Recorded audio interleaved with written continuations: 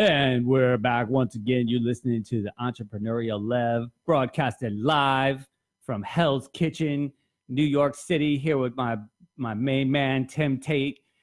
So I was just trying to recall how we met, actually, because I was talking about all this time I've known you. I didn't know you were in music, but yeah, did we first meet with Ramin? We did, yeah. So, Ramin Narimani.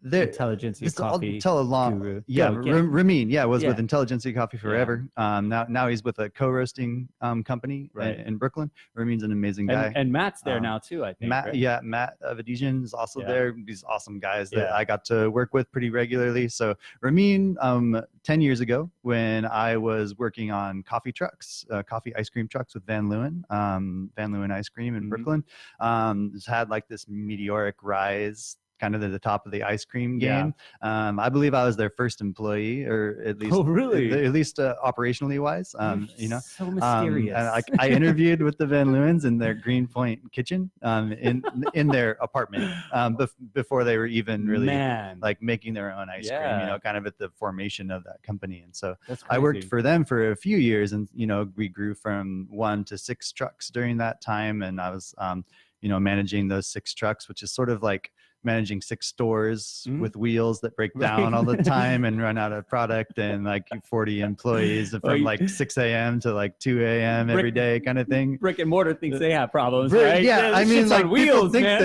sometimes people are like, oh, we should start a truck. It'll be so much easier than an actual brick and mortar, but it's actually a lot harder, I would say. Yeah, no, my places have never rolled away. Yeah, they're always where I left them. Yeah, I mean, you have to worry about like the business owners who don't want you there, the city who doesn't want you there, like 80s postal service trucks that are like breaking down every day, and like like these are like the kind of things that I learned to troubleshoot, sort of like through working with that company. I gotta try this.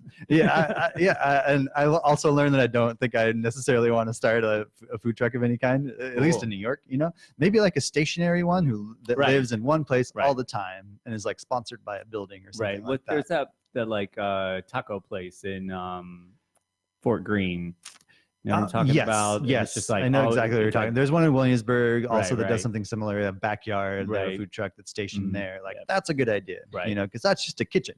And then you have a little seating area around there. It's like a destination. It does. It adds something nice and interesting to your establishment. I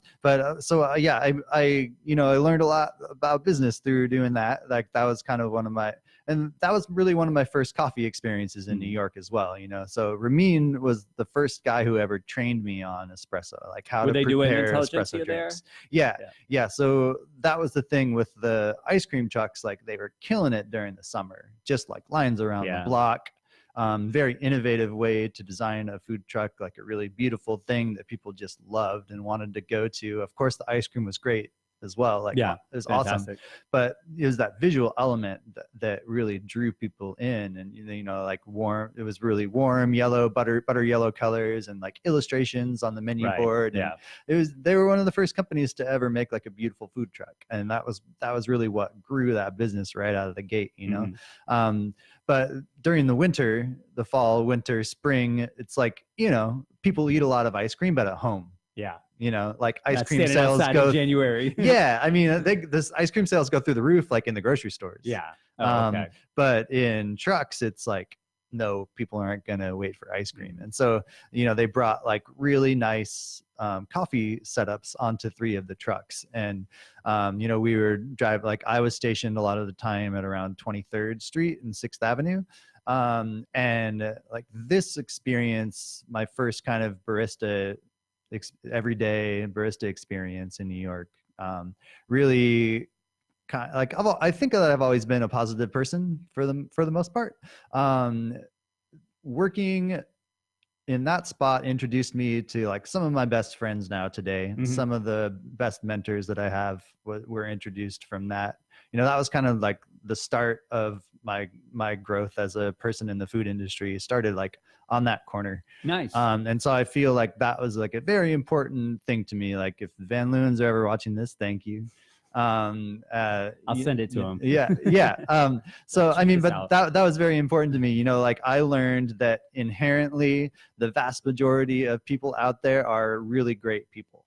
And That's an interesting discovery. it is On a corner in Manhattan. You know, like a lot of I people think they call that a good finder. That's being a good finder. you know, like that around experience like made me find like like it's, I think there's a lot of people who haven't worked in customer service, right? Like there's a lot of people that should. There's a lot of people that should, absolutely. And this is why, like, you know, for the good of people that are currently in customer service, yes.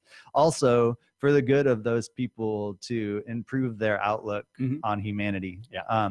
You know, like the vast majority of people are want to have connection, want to be good to other people. You know, like you don't realize that sometimes when you're just like surrounded by millions of people and you're just like shoving your way through crowds and whatnot. But like when you have like a connection point with like hundreds of people every day, you start to realize like, wow, I've talked to like 100 amazing people today, and like maybe one person's been shitty to me or something, you know. It's like, that's wonderful odds. Yeah. And I think what that scenario creates is the opportunity for service. And it's like what people really want is just to feel good. Yeah. You know, they get that a lot through connection. But if there's just like one little thing you can do, and that's been the cornerstone of everything that we've done in Windsor Terrace, it's just like, no matter what, when you leave here, I just want you to feel better than you walked in. Like, I want you to feel good, you know, whatever we have to do to accomplish that. And when you do that, it could change, because people definitely come in like not so happy. And it's like,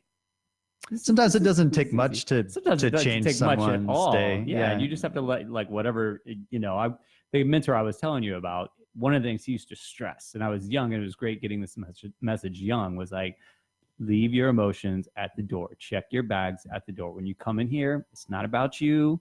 Like, it's not you're not in here to fight with your coworkers and come in and posture and be like, this is that's not what it's about. It's about teamwork, and it's about making the other, you know, the person, the receiver, happy, you know. Absolutely. I mean, that's hard. And he ran a good ship, like, but he was effective at it. That's really good advice. I mean, that's difficult to do, though. It's very difficult to do. You know, especially if like you're a sensitive person. Right. It doesn't work for everybody. But I think if you teach people young, the odds of them being an adult that behaves that way is much better. For sure. Like, I mean, I'm still learning to work you always this do. way. Yeah. You know, you always like, have to work on it. It's hard. You know, you run into so many things that happen to you every day that you never know what's around the corner. Yeah. No, it's a muscle. You have to. It is, and to like take that, like whatever happens to you, whether good or bad, and just like internalize it and like let it go, and you know, not change the way that you're acting towards people. Like that's difficult, you know. But that's great advice for sure. But yeah, I don't know where we're going with this, but meeting Ramin and then how he connected. Yeah, so we met through. So I have kind of this long story. So 10 years ago, at that time at Van Leeuwen, I had an idea for a business, and that was sort of like the first moment when I was like, oh, I feel this want and need to start a business. And I thought it was a great idea at the time. I still kind of think it's a good idea, but you know, I wrote a business plan. I started pitching it to people. I didn't know anything about writing a business plan. I didn't know anything about trying to pitch it to people. I don't know how people raise millions of dollars for their businesses. Like, it's incredible skill. Be a nice guy. Yeah. Just ask nicely. Well, asking is important, actually, and sometimes it's hard to ask, you know, and that actually is very simple advice, but probably like amazing advice. But you ask nicely, and then also have like a ton of data and you know, really clear plans laid out. I've never used you data. know, like, I know. Well, like, these are like, I don't. Yeah, data. I use it now, but like at the beginning, oh my God, it's something that's super important to people who are in those positions to like actually come in and help out. You know. Yeah. But so like at that point, I you know, the business idea that I had to do with the bar industry. And I had never worked in the bar industry. You know, I had worked at places that had bars, never worked behind the bar, didn't know very much about spirits. And so, you know, I one of my customers at the time was a brand ambassador for Plymouth Gin. He's this amazing guy. Like, I always loved serving him, having him in the shop, you know, by the truck in the shop. And, you know, I was like, I'm really interested in bartending. Do you think that you could like give me some advice on, you know, how I might sort of get my foot in the door in that community? And he, just because of what his position was, knew like the whole industry, Sure. like the whole New York bar world. And he knew some of the best in the business. And him and his wife, Georgia, got me an interview at Saxon and Parole on Bowery, which at the time, like, it still is a really great establishment. Yeah. Like, they have one of the best cocktail bars. Like, you know, they've won some accolades for that. And then Ghost Donkey, which is part of that business, just won like Bar of the Year and Imbibe magazine. And you know, and then basically I interviewed with Lyndon Pride, who was the general manager at that time, and I was like, hey, I'm Tim. I'm really into coffee. I have been for a while, but I really want to learn about the bar industry. I'd be happy to like make coffee for you for a while. You know, if you promise to like move me into the bar eventually. And so I started out as a barista during brunches, and the coffee station is directly next to the service station for the bar. Yeah. So I started to get to know the bartenders, started to ask them, hey, what are those drinks you're putting out there? You know, and the bartenders there are really knowledgeable, like super knowledgeable. Narin Young at the time was the bar director there. Narin's like legendary. Yeah. No, you're in good company. Yeah, very much so. And so, you know, I was like, I sat down with Narin after a while. I was like, look, I've been making coffee for a while. Narin has like a very in-depth training program. He brings in like world-class mixologists, you know, people who make the spirits, historians, crazy bar. Did you ever meet David Wondrich? I have met David Wondrich. Yeah, I love his number of times. Imbibe yeah. is so good. I like Punch too, but Imbibe. Oh yeah, no. Punch is awesome too. Yeah, but Punch is really but really Imbibe good. literally changed my life. Yeah, he's a great writer and and just a wonderful human too. Cool.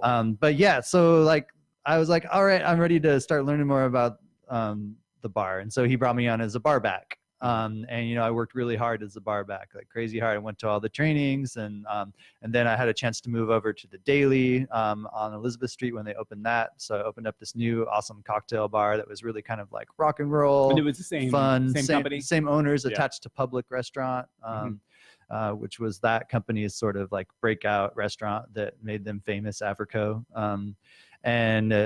And so I got to know the bar industry. I got to know how to make great drinks. I got to know how to provide even better hospitality to people because of that. Yeah. And you know, these things are always lead one thing to the next. And you know, I didn't end up raising the money that I needed for that business. I didn't end up starting that business, but I did end up starting a little coffee roasting business that I called Parkside Coffee Roasters. And I ended up selling coffee to, you know, some of this community that I had gained. The Windsor Terrace Food Co-op. Yeah, the Windsor Terrace Food Co-op. That's right. And the Prospector. Yeah, and you know, and some restaurants around, like really quality spots around Manhattan. But you know, I was doing that business sort of like on the down low, because to start a roasting business in New York can be like very capital intensive. You have to meet the city's requirements, the health department's requirements. It's like you need a lot of dough. Yeah. And I didn't have it, so I was like, I'm going to do this, but I'm going to do it like on the DL. And I was doing it with borrowed space. You know, I was working out of the corner of a wood shop. I was roasting coffee. Then I was packaging it in the basement of a coffee shop. And then I lost both of the spaces like simultaneously. And I was like, all right, I'm done with this. Like, let's at least like take a break. Maybe I'll come back to it at some point. And I had a chance to start doing tech work on coffee equipment. And that's how we met. So me and my buddy started, you know, I had a chance to join my friend Trevor's repair company as a partner. And so that's how we met. Was I was repairing your coffee machinery I feel like it was at Fox and the Crate. Though. We perhaps met just like walking around the neighborhood. But I feel like that's the first time, like in any like real capacity, we started to have like exchanges, you know. Well, speaking of break, we're going to take another one. What's up, Adam Wapniak? I see you there. How you doing, brother? All right, we'll be back in a few minutes. You're listening to the Entrepreneurial Web.